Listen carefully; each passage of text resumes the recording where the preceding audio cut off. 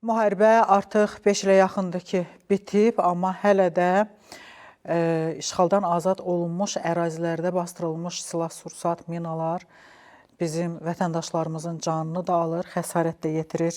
Bugün Xocalı rayonu ərazisində belə bir hadisə baş verib. Gənc soydaşımız xəsarət alıb, Respublika Baş Prokurorluğunun açıqlanması bununla bağlı var. İşğaldan azad edilmiş Xocalı rayonunun Xanyurt kəndi ərazisində 2 may tarixində hərbi sursatın partlaması hadisəsi baş verib.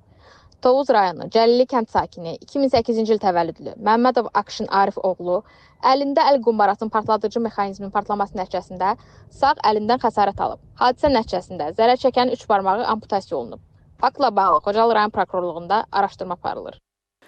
Bəli, bununla bağlı Respublika Baş Prokurorluğu, Daxili İşlər Nazirliyi və ANAMA birgə məlumat yayaraq bir daha vətəndaşları təhlükəsizlik qaydalarına riayət etməyə, təhlükəli əşyalara toxunmamağa, mina təhlükəsi işarələrinin göstəricilərinə diqqətlə yanaşmağa və bələd olmadıqları ərazilərə daxil olmamağa çağırıblar. Bununla bağlı işğaldan azad olunmuş torpaqlarımızda məktəblərdə də çox böyük işlər gedir. Təbii ki, oradakı nümayəndəliklər də, elə oradakı qurumlar da vətəndaşlarımızla işləyir. Məktəbdə nəyi bilirəm, bax orada balaca uşaqlarımıza yaxınlaşırsan, onlar başa salırlar ki, hara getmək olar, hara getmək olmaz və hansı işarələrə diqqət yetirmək lazımdır. Onlar adama danışır ki, nəyə toxunmaq olar, nəyə toxunmaq olmaz.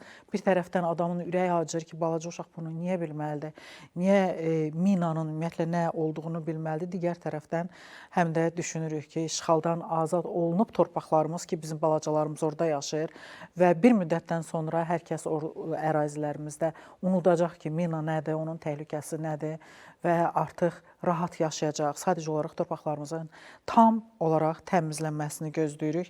Elə bu işdə də ANAMA-nın səyi, işi, cəsarətli işçiləri çoxdur və səyləri də mühümdür.